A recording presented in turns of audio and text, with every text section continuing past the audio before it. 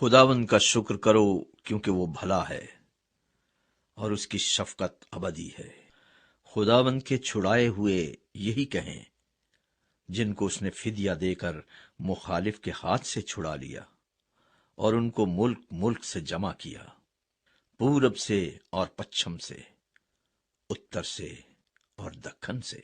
وہ بیابان میں صحرا کے راستے پر بھٹکتے پھرے، ان کو بسنے کے لیے کوئی شہر نہ ملا۔ وہ بھوکے اور پیاسے تھے اور ان کا دل بیٹھا جاتا تھا۔ تب اپنی مصیبت میں انہوں نے خداوند سے فریاد کی اور اس نے ان کو ان کے دکھوں سے رہائی بخشی۔ وہ ان کو سیدھی راہ سے لے گیا تاکہ بسنے کے لیے کسی شہر میں جا پہنچیں۔ کاش کے لوگ خداوند کی شفقت کی خاطر اور بنی آدم کے لیے اس کے عجائب کی خاطر اس کی ستائش کرتے، کیونکہ وہ ترستی جان کو سیر کرتا ہے اور بھوکی جان کو نعمتوں سے مالا مال کرتا ہے۔ جو اندھیرے اور موت کے سائے میں بیٹھے، مصیبت اور لوہے سے جکڑے ہوئے تھے، چونکہ انہوں نے خدا کے کلام سے سرکشی کی اور حق تعالی کی مشورت کو حقیر جانا، اس لیے اس نے ان کا دل مشقت سے عاجز کر دیا۔ وہ گر پڑے اور کوئی مددگار نہ تھا۔ تب اپنی مصیبت میں انہوں نے خداوند سے فریاد کی اور اس نے ان کو ان کے دکھوں سے رہائی بخشی۔ وہ ان کو اندھیرے اور موت کے سائے سے نکال لایا اور ان کے بندھن توڑ ڈالے۔ کاش کے لوگ خداوند کی شفقت کی خاطر اور بنی آدم کے لیے اس کے عجائب کی خاطر اس کی ستائش کرتے، کیونکہ اس نے پیتل کے پھاٹک توڑ دیے اور لوہے کے بینڈوں کو کاٹ ڈالا۔ احمق اپنی خطاؤں کے سبب سے اور اپنی بدکاری کے باعث مصیبت میں پڑتے ہیں۔ ان کے جی کو ہر طرح کے کھانے سے نفرت ہو جاتی ہے اور وہ موت کے پھاٹکوں کے نزدیک پہنچ جاتے ہیں۔ تب وہ اپنی مصیبت میں خداوند سے فریاد کرتے ہیں اور وہ ان کو ان کے دکھوں سے رہائی بخشتا ہے۔ وہ اپنا کلام نازل فرما کر ان کو شفا دیتا ہے اور ان کو ان کی ہلاکت سے رہائی بخشتا ہے۔ کاش کے لوگ خداوند کی شفقت کی خاطر اور بنی آدم کے لیے اس کے عجائب کی خاطر اس کی ستائش کرتے، وہ شکر گزاری کی قربانیاں گزرانے اور گاتے ہوئے اس کے کاموں کا بیان کریں۔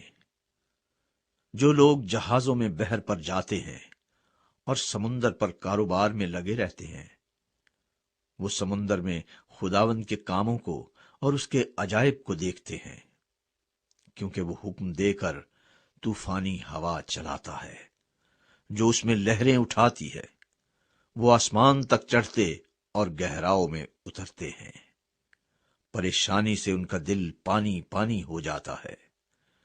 وہ جھومتے اور مت والے کی طرح لڑکھڑاتے اور حواس باختہ ہو جاتے ہیں۔